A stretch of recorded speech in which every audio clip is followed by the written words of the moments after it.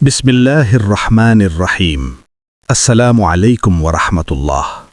মানুষ ভাবে সবচেয়ে কষ্টের সময়টা হলো যখন কিছু হারিয়ে যায়, কিন্তু আসলে সবচেয়ে কষ্টের সময়টা তখন যখন মানুষ বুঝতে পারে যদি সে কি হারাতে যাচ্ছে তবু থামতে পারছে না। ইমরান ঠিক সেই অবস্থায় ছিল। সে এমন একজন না যে নামাজ পড়ে না, সে এমন একজন না যে আল্লাহকে ভুলে গেছে, বরং সে প্রতিদিনই আল্লাহকে ডাকে। কিন্তু আজকাল ডাকগুলো আর শান্তি দিচ্ছিল না। রাত গভীর হচ্ছিল, ঘড়ির কাঁটা 12টা পার হয়ে গেছে। চারদিকে নিস্তব্ধতা, এমন নীরবতা যেখানে নিজের নিঃশ্বাসের শব্দ অপরাধ মনে হয়। ইমরান বিছানায় বসে আছে, হাতের মধ্যে ফোন, স্ক্রিনে একটা নাম। এই নামটাই তার জীবনের সব দ্বিধার কারণ। সে চোখ বন্ধ করল, মনের ভেতর হাজারটা প্রশ্ন। আমি কি ভুল করছি? এটা কি আল্লাহ পছন্দ করেন, নাকি আমি নিজের মনকেই আল্লাহর নাম দিয়ে জাস্টিফাই করছি? হঠাৎ মায়ের কথা মনে পড়ল। মা একদিন বলেছিল, বাবা, দোয়া করলে আল্লাহ পথ দেখান, আর যখন পথ বুঝে না পাও তখন ইস্তেখারা করো। ইস্তেখারা, এই শব্দটা ইমরান বহুবার শুনেছে, কিন্তু কখনো গুরুত্ব দেয়নি।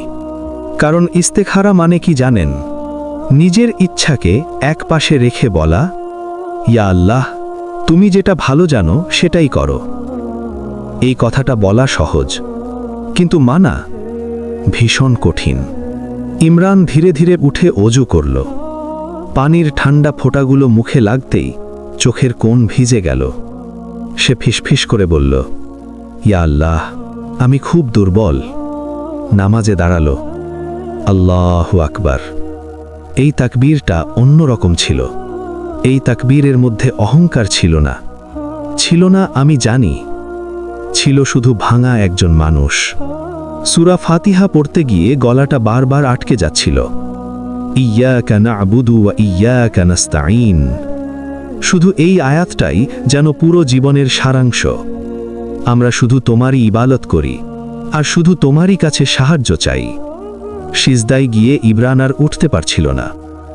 মাটিতে পড়ে থাকা কপালটা যেন বলছিল, ইয়া আল্লাহ, আর কিচ্ছু নাই, শুধু তুমি আছো। তারপর সে ইস্তেখারার দোয়া পড়ল।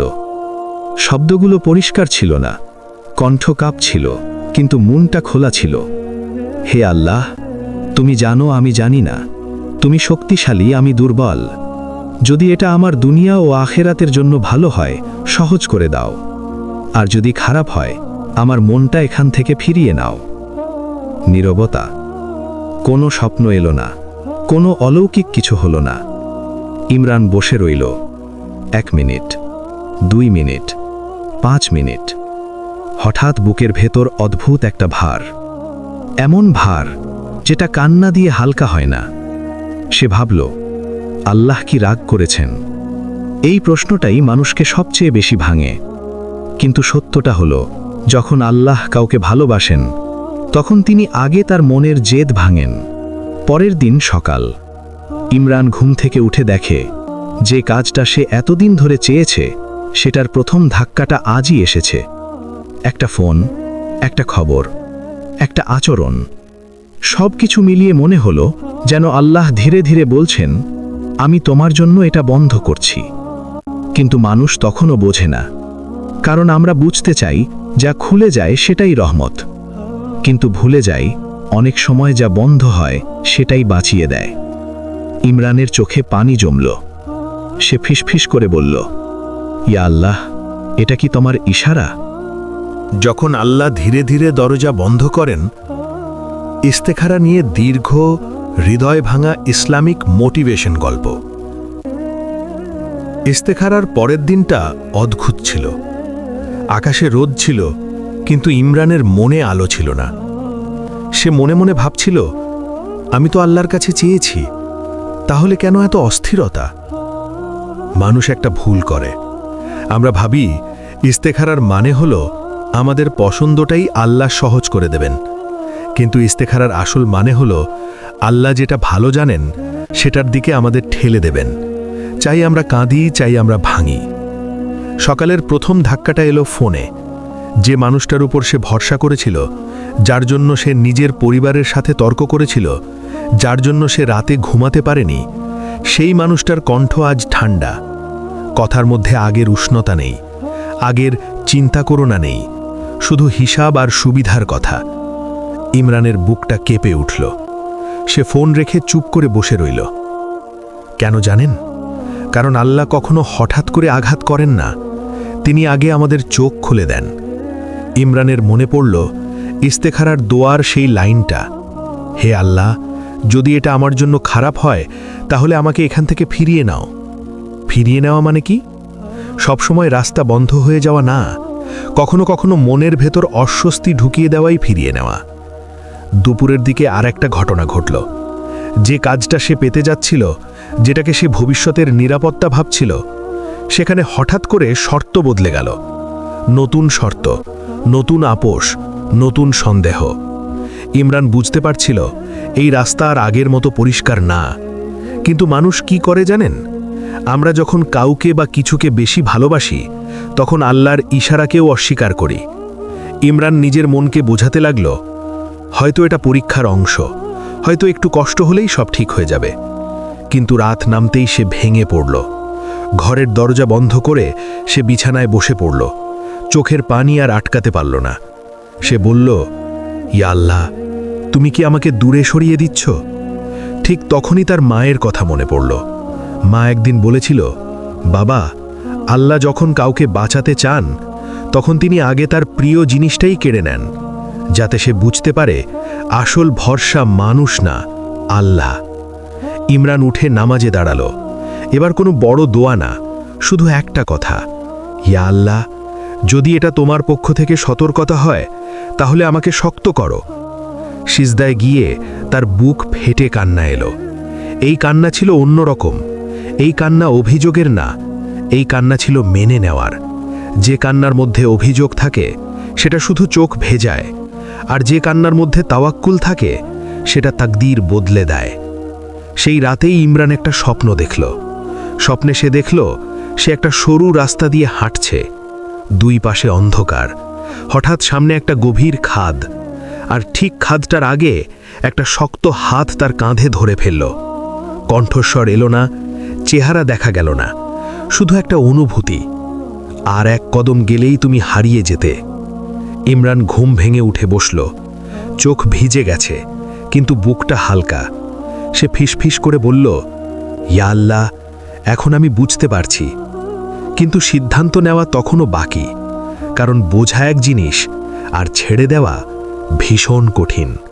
আল্লাহ তখনও তাকে সময় দিচ্ছিলেন, কারণ আল্লাহ তাড়াহুড়ো করেন না। তিনি চান আমরা নিজেরাই বুঝে নিই। যেখানে মানুষ শেষবারের মতো নিজের সাথে যুদ্ধ করে। ইস্তেহারার পরের দিনগুলো ইমরানের জন্য সবচেয়ে কঠিন হয়ে উঠল, কারণ তখন আর অজুহাত দেওয়ার জায়গা থাকে না। আল্লাহ ইশারা দেখিয়ে দিয়েছেন, ঘটনাগুলো একটার পর একটা সাজিয়ে দিয়েছেন। এখন শুধু একটা কাজ বাকি। মানুষ কি আল্লাহর সিদ্ধান্ত মেনে নেবে, নাকি নিজের নফসকে বাঁচাবে? ইমরান জানত যেটা সে ধরে আছে সেটা তাকে ভেতরে ভেতরে খেয়ে ফেলছে, তবুও সে ছাড়তে পারছিল না। কারণ মানুষের সবচেয়ে বড় দুর্বলতা কি জানেন? আমরা যেটার জন্য কাঁদি সেটাকেই আমরা ভালোবাসা ভেবে নিই। এক সন্ধ্যায় সে আবার ফোনটা হাতে নিল। স্ক্রিনে সেই নাম। মনের ভেতর দ্বন্দ্ব, একবার কথা বললেই শান্তি পাব, নাকি এই কথাটাই আমাকে আরো দূরে নিয়ে যাবে? ইমরান নিজেকে বলল, এটাই শেষবার। কিন্তু শেষবারটা সব সময় মিথ্যা হয়। কথা শুরু হলো, প্রথমে স্বাভাবিক, তারপর ধীরে ধীরে সেই কথাগুলো যেগুলো ইমরানের বুকের ভেতর অস্বস্তি ঢুকিয়ে দিচ্ছিল। শর্ত, চাপ, সময়, অজুহাত, দায়িত্ব এড়ানোর শব্দ। ইমরান বুঝতে পারছিল এই সম্পর্কটা তাকে আল্লাহর কাছ থেকে দূরে নিয়ে যাচ্ছে। কিন্তু সে কিছু বলল না, কারণ সে ভয় পাচ্ছিল। ভয়টা মানুষ হারানোর না, ভয়টা নিজের ভুল স্বীকার করার। কথা শেষ হলো, ফোন রেখে ইমরান চুপ করে বসে রইল। বুকের ভেতর হাহাকার। সে ফিসফিস করে বলল, ইয়া আল্লাহ, আমি জানি এটা ঠিক না, কিন্তু আমার মনটা মানছে না। সেই রাতেই সে একা মসজিদে গেল। মসজিদ তখন প্রায় ফাঁকা। একটা বাতি জ্বলছে, কার্পেটের গন্ধ, নীরবতা। সে কিবলার দিকে মুখ করে বসে পড়ল। হঠাৎ চোখে পানি এসে গেল।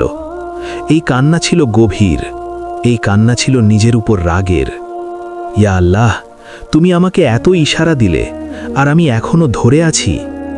সে নামাজে দাঁড়ালো। এই নামাজ আগের মতো না। এই নামাজে কোনো চাওয়া নেই, শুধু স্বীকারোক্তি। সিজদায় গিয়ে সে বলল, হে আল্লাহ, আমি দুর্বল, আমি মানছি আমি ভুল করছি। তুমি যদি আমাকে না ধরো, আমি নিজেকে সামলাতে পারবো না। এই কথাটা বলতেই তার বুকের ভেতর যেন কিছু ভেঙে পড়ল। যেদিন মানুষ নিজের দুর্বলতা স্বীকার করে, সেদিনই আল্লাহর সাহায্য নেমে আসে। পরের দিন সকালে ইমরান একটা সিদ্ধান্ত নিল, কষ্টের সিদ্ধান্ত। সে নিজেকে বলল, যদি এটা আল্লাহ আমাকে বাঁচাতে বন্ধ করছেন, তাহলে আমি আর জোর করব না। সে ফোনটা হাতে নিল, কাবা হাতে একটা মেসেজ লিখল, সংক্ষিপ্ত কিন্তু ভারী। আমি আর এই পথে যেতে পারছি না, দয়া করে আমাকে ছেড়ে দিন। মেসেজ পাঠানোর পর তার হাত কাঁপছিল, চোখ ভিজে গেল। কিন্তু আশ্চর্যের ব্যাপার, বুকটা হালকা লাগছিল। আল্লাহর জন্য যা ছাড়া হয়, তার ব্যথার মধ্যেও প্রশান্তি থাকে। দিনের পর দিন সে নিজেকে সামলাতে লাগল। কখনো মন দুর্বল হয়ে পড়ছে, কখনো পুরনো স্মৃতি ফিরে আসছে। তখন সে শুধু একটা কাজ করত, উজু, 2 রাকাত নামাজ, আর একটা কথা, ইয়া আল্লাহ, তুমি যেটা নিলে সেটার বদলে আমাকে তোমার নৈকট্য দাও। এক রাতে সে আবার স্বপ্ন দেখল। সে দেখল সে অন্ধকার ঘরে বসে আছে, দরজাটা বন্ধ। হঠাৎ দরজার ওপাশ থেকে আলো ঢুকল। কেউ দরজাটা খুলে দিল। কণ্ঠস্বর নেই, চেহারা নেই, শুধু অনুভূতি, এখন তুমি নিরাপদ। ইমরান ঘুম ভেঙে উঠে কাঁদল। এই কান্না দুঃখের না, এই কান্না ছিল রেহাই পাওয়ার। কিন্তু গল্প এখানেই শেষ না, কারণ আল্লাহ যখন কিছু নেন, তিনি খালি হাতে রেখে দেন না, তিনি আরও ভালো কিছু দেওয়ার প্রস্তুতি নেন। যে ছেড়ে দেয় সেই পায়। ইমরান ভাবেনি ছেড়ে দেওয়ার পর জীবন এতটা নীরব হয়ে যাবে, কিন্তু সেই নীরবতার মধ্যে কোনো শূন্যতা ছিল না, বরং ছিল অদ্ভুত এক প্রশান্তি। আগে যে মনটা অস্থির থাকত, এখন সেটাই আল্লাহর নাম শুনলেই শান্ত হয়ে যেত। সে বুঝতে শুরু করল, ইস্তেখারার আসল ফল স্বপ্ন না, ফল হলো মনের ভেতরের যুদ্ধ থেমে যাওয়া। দিন যাচ্ছিল। একদিন সে মসজিদে ফজরের নামাজ পড়ে বসেছিল। সূর্যের প্রথম আলো জানালা দিয়ে ঢুকছে। মুয়াজ্জিনের কণ্ঠ এখনো বাতাসে ভাসছে। ইমরান চোখ বন্ধ করল। হঠাৎ তার মনে পড়ল সে কিভাবে একসময় সিদ্ধান্ত নিতে ভয় পেত, কিভাবে নিজের ইচ্ছাকে আল্লাহর সিদ্ধান্তের ওপরে বসিয়ে রেখেছিল। চোখ ভিজে গেল। সে ফিসফিস করে বলল, ইয়া আল্লাহ, তুমি আমাকে রক্ষা করেছ, আর আমি তখন বুঝতেই পারিনি। সেদিনই তার জীবনের নতুন এক দরজা খুলল। কোনো বড় ঘোষণা না, কোনো নাটকীয়তা না, শুধু হালাল, পরিষ্কার, শান্ত একটা সুযোগ, যেখানে কোনো লুকোচুরি নেই, কোনো চাপ নেই, কোনো দ্বিধা নেই। ইমরান বুঝে গেল, আল্লাহ যখন কিছু দেন, সেটার সাথে সাকুন দিয়ে দেন। আরেকদিন তার মা বললেন, বাবা, আজকাল তোমার চোখে শান্তি দেখি। এই কথাটা শুনে ইমরানের বুক ভরে গেল, কারণ সে জানত এই শান্তি দুনিয়া থেকে আসে না। এক রাতে সে আবার নামাজে দাঁড়ালো। এই নামাজে কোনো কান্না নেই, কোনো আর্তনাদ নেই, শুধু শুকর। সিজদায় গিয়ে সে বলল, ইয়া আল্লাহ, তুমি আমাকে যেটা থেকে বাঁচিয়েছ সেটা আমি তখন বুঝিনি, কিন্তু আজ বুঝি তুমি আমার জন্য কতটা দয়ালু। সেই রাতে সে একটা স্বপ্ন দেখল। সে দেখল সে একটা উঁচু জায়গায় দাঁড়িয়ে আছে। নিচে তাকিয়ে দেখে একটা গভীর খাদ, আর ঠিক সেখানেই সে একদিন দাঁড়িয়েছিল। পেছনে ফিরে তাকিয়ে দেখে তার পায়ের ছাপ নেই, যেন আল্লাহ তাকে সেখানে কখনো দাঁড়াতেই দেননি। ঘুম ভাঙতেই ইমরানের চোখ দিয়ে পানি পড়ল। সে বুঝল, আল্লাহ যখন কাউকে বাঁচান, তখন তিনি অতীতটাকেও রহমতে ঢেকে দেন। সময় গড়ালো। ইমরান এখন অন্যদের ইস্তেখারা করতে বলে, কিন্তু সে একটা কথা যোগ করে, ইস্তেখারা করো, কিন্তু আল্লাহর উত্তর মেনে নেওয়ার সাহসও রাখো। কারণ ইস্তেখারা কোনো জাদু না, এটা তাওয়াক্কুলের পরীক্ষা। আর যে এই পরীক্ষায় পাশ করে আল্লাহ তার জীবনের ভার নিজে তুলে নেন। গল্প এখানেই শেষ না। এই গল্পটা ইমরানের একার না, এই গল্পটা তোমার, আমার, সবার। কারণ আমরা সবাই কোনো না কোনো সিদ্ধান্তের মোড়ে দাঁড়িয়ে আছি। আজ যদি তুমি দ্বিধায় থাকো, আজ যদি তোমার বুক ভারী লাগে, আজ যদি তুমি না জানো কোন পথে যাবে, তাহলে শুধু এক কাজ করো, 2 রাকাত নামাজ পড়ো, ইস্তেখারা করো আর বলো, ইয়া আল্লাহ, আমি জানি না, তুমি জানো। আমি দুর্বল, তুমি শক্তিশালী। আমি তোমার উপর ভরসা রাখলাম। আর মনে রেখো, যেটা আল্লাহ তোমার থেকে নেন সেটা কেড়ে নেওয়া না, সেটা বাঁচিয়ে নেওয়া। ইয়া আল্লাহ, আমাদের সিদ্ধান্তগুলোকে তোমার সিদ্ধান্তের অধীন করে দাও। আমাদের মনকে তোমার পছন্দের দিকে ঝুঁকিয়ে দাও। আর যেটা আমাদের জন্য খারাপ, সেটা যত প্রিয়ই হোক, আমাদের থেকে দূরে সরিয়ে দাও। আমিন।